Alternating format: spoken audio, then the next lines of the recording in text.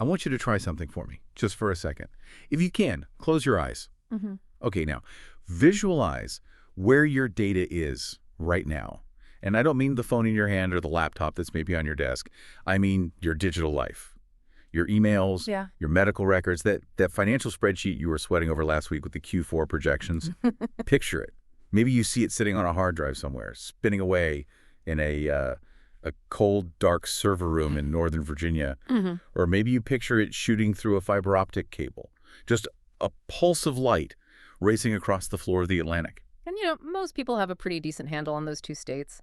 In the industry, we call that data at rest, when it's just sitting there on the disk and data in transit when it's moving over the network. Right. And honestly, for decades, we've gotten pretty good at locking those down. Really good. We encrypt the hard drive with AES 256. We use, TLS 1.3 for the network. It's like putting money in a heavy steel safe or putting it in an armored truck with armed guards. Exactly. We've built these incredibly thick walls around the storage and the transport. Oh, yeah. But here is the terrifying question that I don't think enough people ask, and it's really the core of what we're digging into today.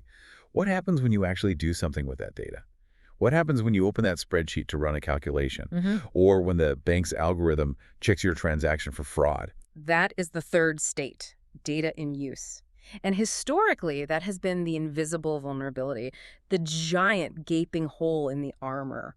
Because here is the hard physical truth of computing architecture.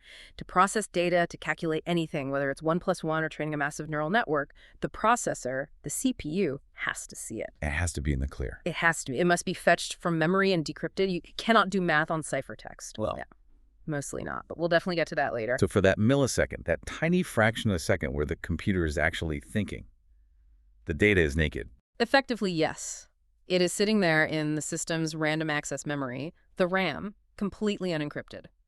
And at that exact moment, it is vulnerable. It's visible to the operating system. It's visible to the hypervisor that's managing the virtual machines. And if we're talking about the cloud, potentially the administrators working for the cloud provider. That is a chilling thought. I mean, it's actually chilling. We've spent all this time building armored trucks and bank vaults, but the moment we take the money out to count it, we're doing it on a park bench, in plain sight of the landlord. That is a vivid but painfully accurate analogy, and that is exactly why today's deep dive is so critical. We are talking about the technology that finally solves this problem, the missing link in data security that closes that loop. It's called confidential computing. It's the final frontier of the security stack. It really is. Okay, let's unpack this because this is a huge topic. Welcome to InfoSec Bytes, your go-to podcast for bite-sized insights on information security, AI, cloud, quantum, and cybersecurity incident root cause analysis. With over 100 episodes, we've got you covered on the latest trends and tips. This year, we will focus more on cloud computing along with other topics, so stay tuned. Please like, subscribe, and share to join the conversation on various platforms, Spotify, Apple Podcasts, YouTube, Amazon Music, and stay secure. It is good to be here. And frankly, looking at the calendar, the timing for this conversation couldn't possibly be better. Right, because we are recording this in February 2026. And looking at the research stack you send over, the landscape has completely shifted. Just in the last couple of years, I remember back in, 2023 or 2024, this was still considered emerging tech, something for the labs. But I was looking at this report from IDC Research in the stack. It says that 75% of organizations are now adopting or piloting confidential computing. 75%. Let that sink in. That is a massive, massive number. That's not early adopters anymore. That is the fat part of the bell curve. That's the mainstream. It's huge. It means this isn't some niche sci-fi tech anymore. It's becoming the standard. So why? Why this sudden explosion? Was there a specific catalyst for this? It was a convergence of necessity and capability. It had to happen. If you look at the trajectory of cloud computing, we sort of hit a wall around 2024. Organizations wanted to move their absolute most sensitive workloads, we're talking banking ledgers, genomic data, classified government secrets, to the cloud. But they just couldn't get past that trust issue we just mentioned. They couldn't accept the risk that a cloud admin or compromised hypervisor could technically take a memory dump and see all their secrets. So confidential computing is basically the industry's answer to the question, how do I use the cloud without actually having to trust the cloud? Precisely.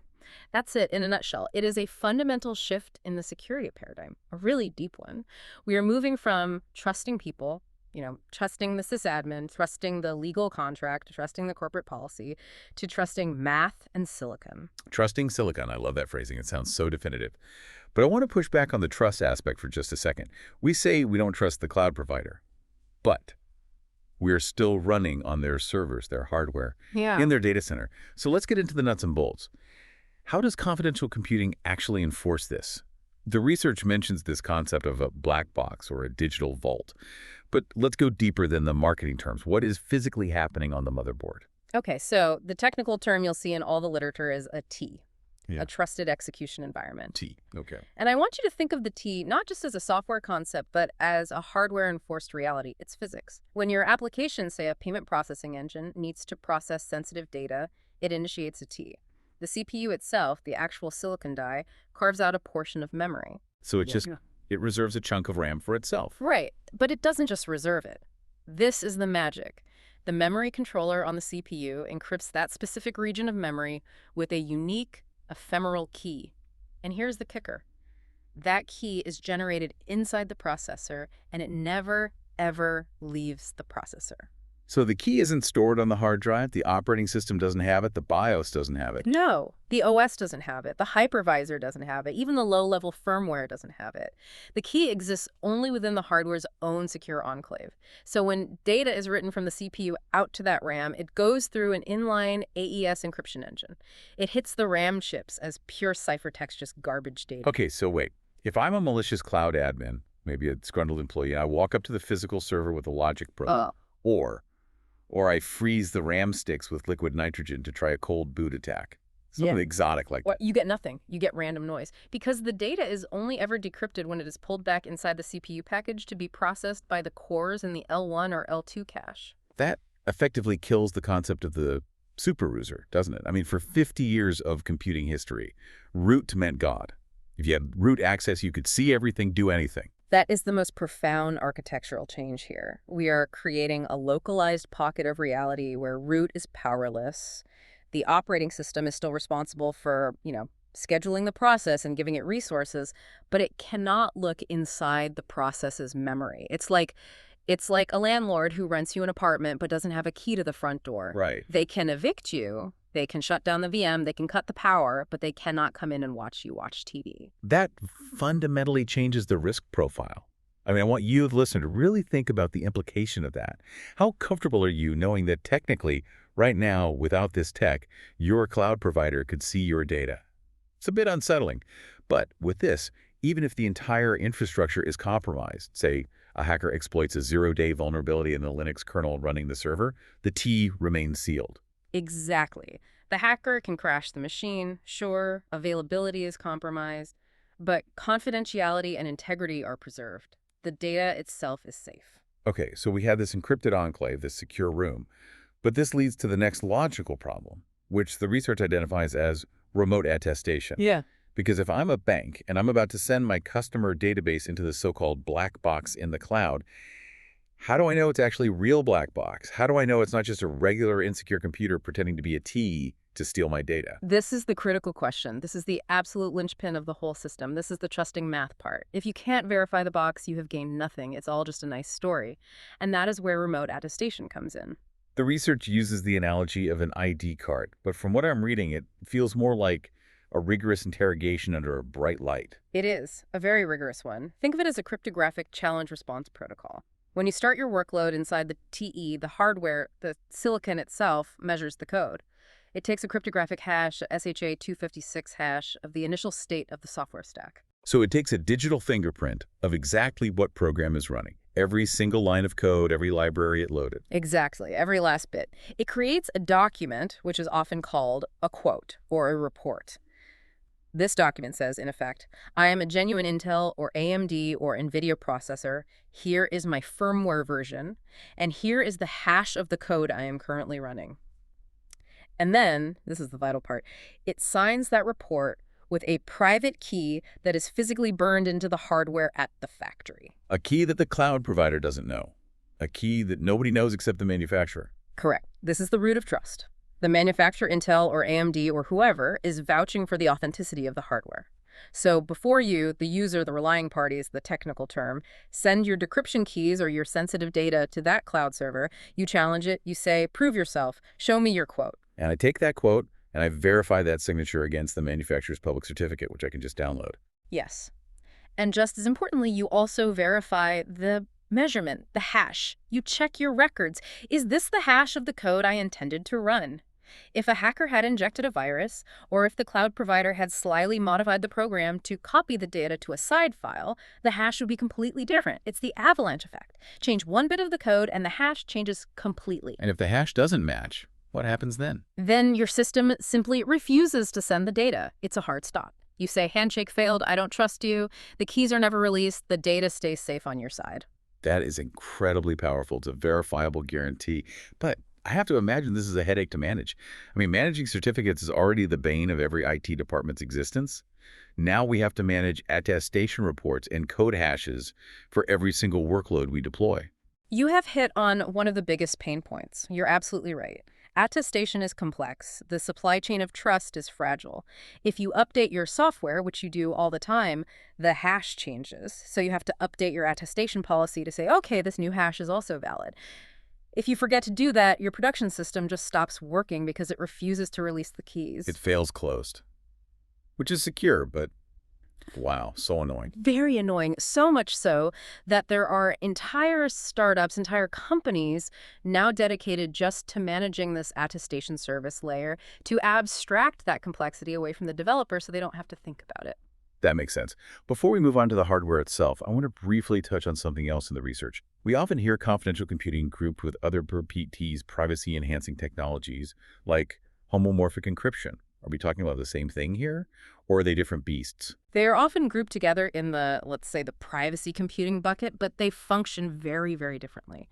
Homomorphic encryption, or FHE, it's purely mathematical magic. It allows you to do math on encrypted data without ever decrypting it. Which sounds like the holy grail. I mean, why don't we just do that for everything? Ideally, yes, but the laws of physics, or rather complexity theory, get in the way.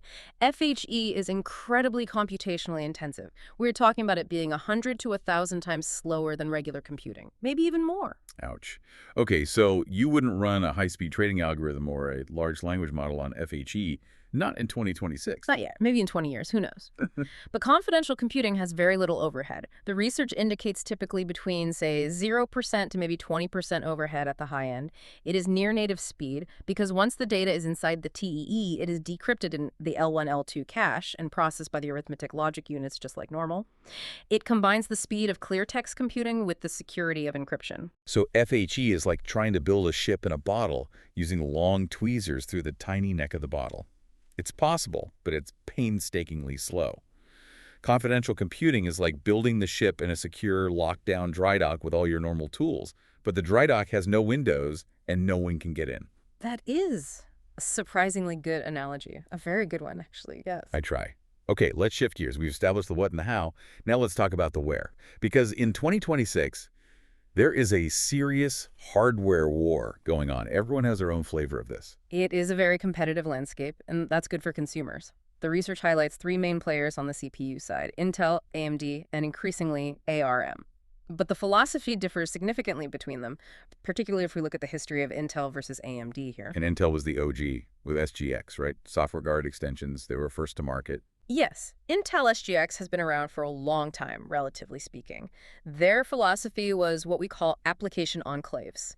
They wanted to keep the trusted computing base, the TCB, which is basically the amount of code you have to trust, as tiny as humanly possible. So with SGX, you wouldn't put your whole operating system in the TE. That's too big. You would take just the specific function that handles the credit card number and put that in the enclave. That sounds great for security. I mean, smaller attack surface means fewer potential bugs, right? In theory, yes, absolutely. But in practice, it was a nightmare for developers, a complete nightmare. You had to rewrite your entire application. You had to use specific SDKs. You couldn't just take an old Windows app and drop it into SGX. You had to surgically separate the trusted part of your code from the untrusted part. Refactoring code is expensive. It's time-consuming. Yeah. And nobody wants to do that. Exactly. Adoption was painfully slow because the friction was just too high. It was a good idea that was too hard to implement. And that seems to be where AMD saw a huge opening with SEV secure encrypted virtualization. Right. AMD took the complete opposite approach. They said, forget rewriting apps, let's just encrypt the entire virtual machine, the whole thing, the OS, the drivers, the app, everything. The lift and shift approach. Exactly. You take your existing VM that you've been running for years, you toggle a switch in the BIOS with a cloud console, and boom, it runs as a confidential VM. Zero code changes required. But doesn't that make it less secure? I mean, if the whole OS is inside the TE and the OS itself has a bug. That is the trade-off. You're absolutely right to ask that. You have a much, much larger TCB. If there is a vulnerability in your guest Linux kernel, an attacker inside that VM could potentially exploit it. However, you are still completely protected from the outside threats, the hypervisor, the cloud admin, the physical attacks. And for most people, that's the threat they care about. And it seems the market has voted. Looking at the 2026 landscape, the confidential VM model seems to be winning by a landslide. Even Intel moved this way with TDX, right? Yes, Intel introduced TDX Trust Domain Extensions, which effectively does the same thing as AMD SCV. It creates trust domains, which are essentially encrypted VMs. The industry realized that while enclaves are more secure in a pure theoretical sense, confidential VMs are usable practically, and usability almost always wins in the end. But talking about hardware in 2026, we can't ignore the elephant in the room. Or maybe the 70-pound silicon slab in the room, NVIDIA. The GPU, yes. This is perhaps the single most significant development in this space in the last 2 years. Because traditionally, TZs were just a CPU thing. They lived and died on the main processor. Right, and that was a massive bottleneck for the AI revolution. Modern AI doesn't run on CPUs, it runs on GPUs. You have these massive H100s, H200s, or the new Blackwell chips just crunching matrices all day long. For a long time, if you wanted to use a GPU, you had to decrypt the data in the CPU, TC, send it over the PCIe bus, which is an open, vulnerable connection, and then load it into the GPU memory, which was completely unencrypted. So you've brought the money out of the vault, walked it across a busy street in broad daylight, and put it in a glass house. Exactly. It completely broke the chain of trust. So NVIDIA, working closely with the CPU vendors, introduced confidential computing mode on their H100 and all subsequent chips. How does that work? Is there a separate TE inside the GPU now? Effectively, yes. The trust boundary extends across the system. The data travels encrypted from the CPU TE over the PCIe bus using a protocol like IDE, which stands for Integrity and Data Encryption, and it stays encrypted in the GPU's high bandwidth memory, the HBM. So the GPU has its own encryption keys that the CPU can't even see. Yes, and it participates in the attestation process, that quote we talked about earlier. Now it includes the GPU. The report says, I am a CPU, I am physically attached to this specific NVIDIA GPU with this serial number, and we are both in a secure state. That is huge. I mean, that is a paradigm shift that effectively unlocks the ability to do high-end AI on the most sensitive data imaginable, which is the perfect segue to Section 4 of our deep dive, the killer app. The research calls confidential AI the biggest driver of this entire market. It makes perfect sense if you think about the privacy paradox in AI. AI models are hungry beasts. They're voracious. They need massive amounts of data to learn and be useful. But the most valuable data, healthcare records, financial transaction history, intellectual property, R&D plans, is far too sensitive to just upload to a public cloud AI service. I feel this tension all the time. I talk to companies who are desperate to use these amazing large language models, but the CISO, the Chief Information Security Officer, is standing at the door screaming, do not feed our trade secrets into the chatbot. And rightfully so, because once you feed data into a standard model, you lose all control of it. It's gone. Confidential AI resolves that tension. The research breaks it down into 3 key scenarios: confidential training, confidential inference, and confidential federated learning. Let's take them one by one. Confidential training. So this is when I'm actually building the model from scratch. Right. Imagine a consortium of hospitals. Let's say they want to train an AI to detect early-stage pancreatic cancer from CT scans. To do that well, they need thousands upon thousands of scans.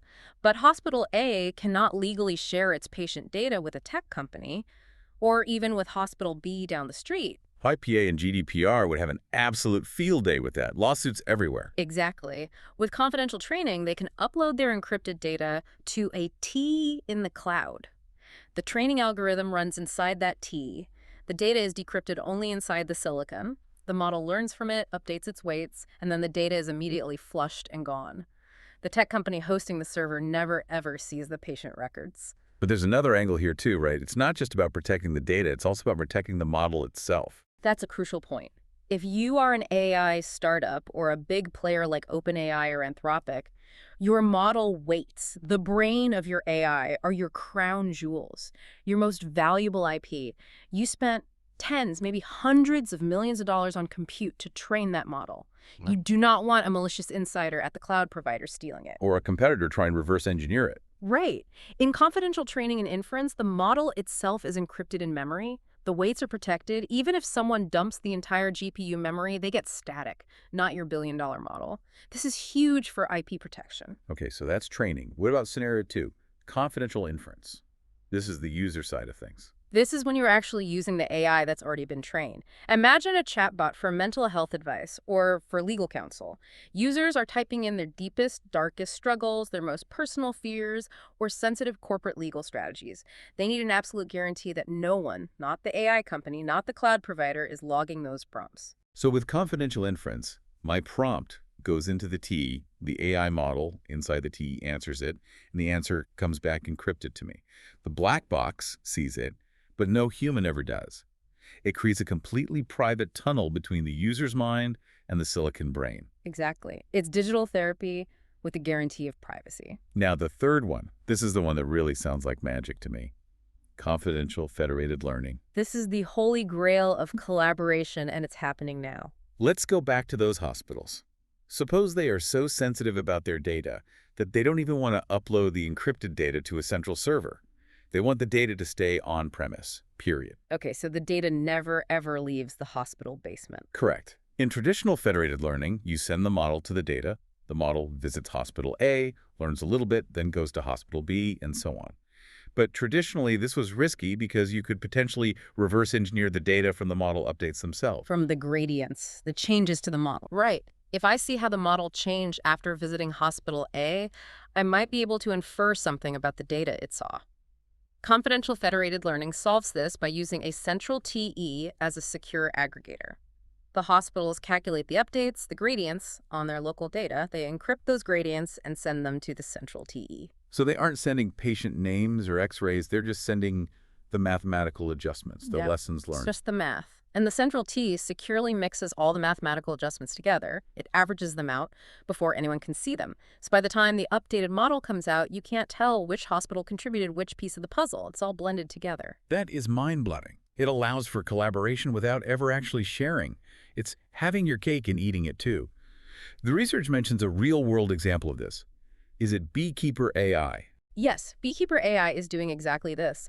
They created a platform where algorithm developers can validate their models on real-world clinical data from institutions like UCSF without the data ever being exposed or moved. It cuts down the time to validate a medical AI from years to just a few weeks. That saves lives. I mean, that is not an exaggeration. That is literally saving lives by getting life-saving technology to market faster. It is, and it's not just healthcare. Swiss Re in finance is doing very similar things. Reinsurance involves massive amounts of risk data across many different insurers.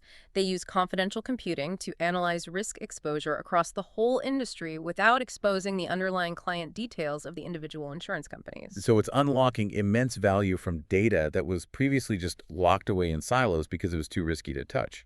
It's digging up the buried treasure because finally we have a safe way to transport it. That is the economic argument in a nutshell. Data is the new oil, as they always say, but for a long time, the pipes were leaky. Confidential computing seals the pipeline from end to end. I love that pipeline analogy. But let's look beyond AI for a moment.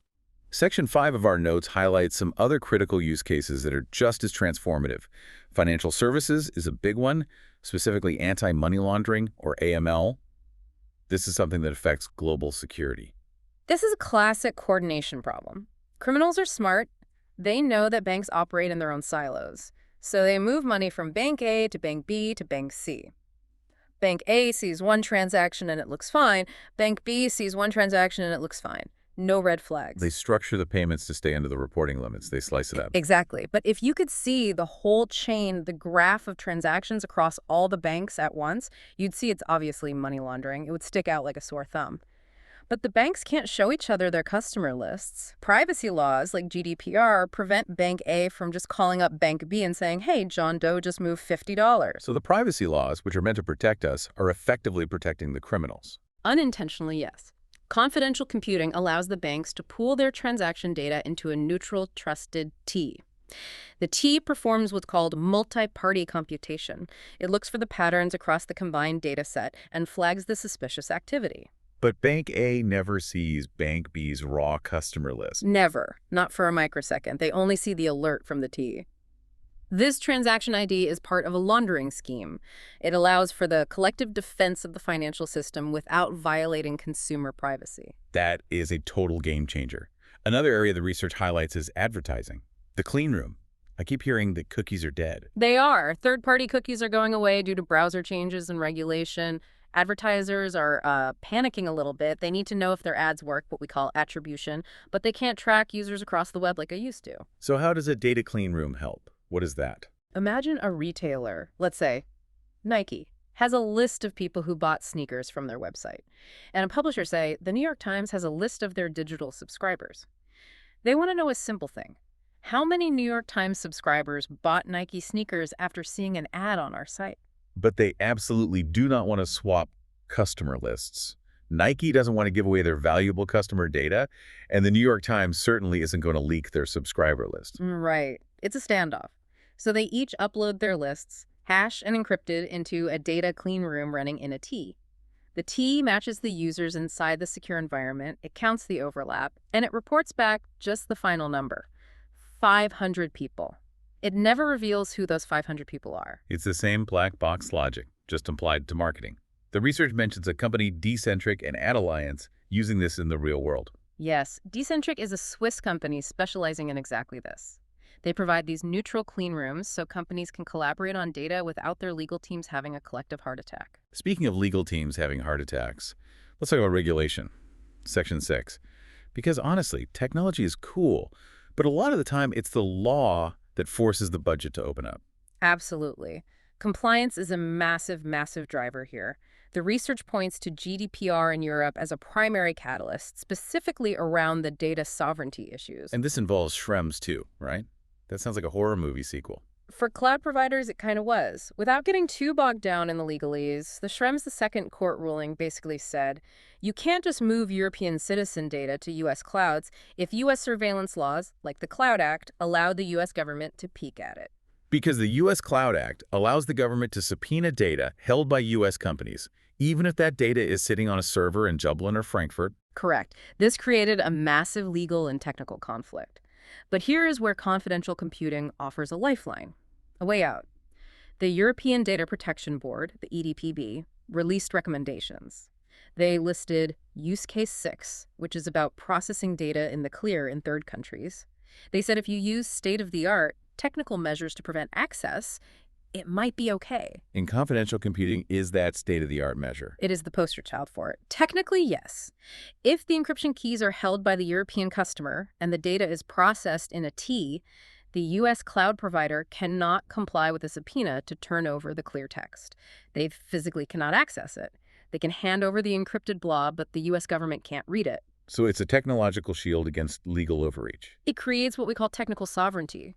You don't need the server to be on your soil if the server is mathematically incapable of betraying you. And then there's DORA, the Digital Operational Resilience Act. I saw the stat in the intro.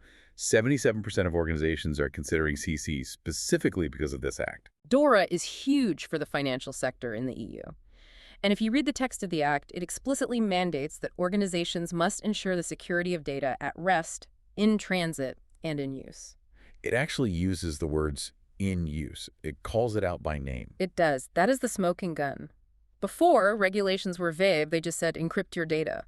Now they are specifically calling out the vulnerability of the processing gap. If you are a bank in Europe, you basically have to look at confidential computing to be compliant. So it's not just a nice to have anymore, it's the law. Exactly. And that has a ripple effect. It also helps with audits for other regulations like EPA or PCI DSS. If you use keys, you reduce the audit scope. If you can prove the cloud provider can't access the data, you have fewer things to audit, fewer controls to prove. It makes compliance cheaper and easier. Okay, so we have the tech, it's mature. We have the killer use cases in AI and finance. We have the law literally pushing companies to adopt it. But let's be real, nothing is perfect. What are the downsides? Let's get into Section 7, the challenges, because I can't imagine this all comes for free. No, it is definitely not all sunshine and rainbows. Mhm. There is a tax. You pay a tax for the security. First, and most obviously, there is the performance tax. How bad is it? Are we talking a few percent, or does it grind everything to a halt? It really depends on the workload. The CPU has to decrypt and encrypt every time it fetches data from RAM. That adds latency. The research suggests anywhere from, say, 0% for CPU-bound tasks up to 15% or 20% CPU overhead for memory-intensive tasks. That adds up fast if you're doing high-performance computing. If your AWS bill is $1 million a month, a 20% overhead is an extra $200,000. That's real money. Exactly. And the confidential VM instances themselves usually cost more from the cloud providers. The research mentions a premium of anywhere from 10% to 30% over standard instances. So you are paying more for that security, both in time and in dollars. What about the developer experience? I mentioned earlier that developers hate refactoring for SGX. But even with the lift and shift VMs, is it smooth sailing? Not entirely. Think about debugging. If your application crashes inside a T, how do you read the crash dump? Oh. The crash dump is inside the memory, which is completely encrypted. Exactly. You can't just attach a debugger and step through the code because the debugger is outside the trust boundary. It's a block. It sees garbage. So you're flying blind. How do you fix bugs? It can feel like that. It's very difficult. You have to build specific debug mode enclaves, which are by definition insecure to test your code, and then you just have to hope it behaves the same way in the production mode secure enclave. It introduces a lot of friction in the DevOps pipeline. And what about vendor lock-in? If I build my whole infrastructure on Intel TDX, am I married to Intel forever? Can I switch to an AMD-based cloud? That is a very real risk. The attestation quotes are specific to the hardware. An AMD quote looks different from an Intel quote. If you build your whole security architecture around validating Intel quotes, it's not trivial to switch to AMD or ARM tomorrow. You need an abstraction layer to handle that, which adds even more complexity. Okay, so despite these challenges, the cost, the debugging nightmare, the complexity, the arrow is still pointing sharply up. Yeah. Strongly up. The market growth is predicted at a compound annual growth rate of over 55%. That is explosive. That's one of the fastest growing sectors in all of tech. So what is your prediction for the future? Let's look ahead, say 2030. Where are we then? My prediction is confidential by default. Think about HTTPS on the web. 20 years ago, only banking websites and e-commerce sites used HTTPS. It was slow, it was expensive to get a certificate, it was a hassle. And now? Now, the entire web is HTTPS. You don't even think about it. If a site isn't HTTPS, your browser screams at you with a big red warning. It's the default expectation. You think the cloud will go the same way? I do. In 10 years, I don't think we will call it confidential computing. We will just call it cloud computing. And unencrypted computing, computing in the clear, will be the anomaly, the weird exception that requires a special justification. It aligns perfectly with the entire philosophy of zero trust. Trust no one. Verify the hardware. That is a fascinating vision. A world where the default state of data is private, even when it's being used on someone else's computer. It really feels like we are reclaiming a piece of digital privacy that we thought was lost forever. It is the only way the cloud can continue to grow into these highly regulated, highly sensitive sectors. Without it, we would have hit the ceiling of trust. With it, the sky is truly the limit. So as we wrap up, I want to leave you, the listener, with a final thought to mull over. We started by asking you to visualize where your data is. Now, I want you to ask yourself a deeper question. If we can scientifically, mathematically prove that no one, not the government, not the cloud provider, not a rogue admin, can see our data, does this fundamentally change the definition of privacy itself? It means we are moving from a world of policies and promises where you sign a long terms of service document and just hope they keep their word to a world of cryptographic proof. The question for all of us is, are you ready to trust the silicon over the signature? That is the question of the decade. Trust the silicon. Thanks for tuning in to InfoSec Bytes. Keep exploring our 100-plus episodes on information security, AI, cloud, quantum, and cybersecurity, incident root cause analysis. Please like, subscribe. We are on various platforms, Spotify, Apple Podcasts, YouTube, Amazon Music, and share to stay connected and keep your cyber defenses strong. See you in the next episode. Stay tuned.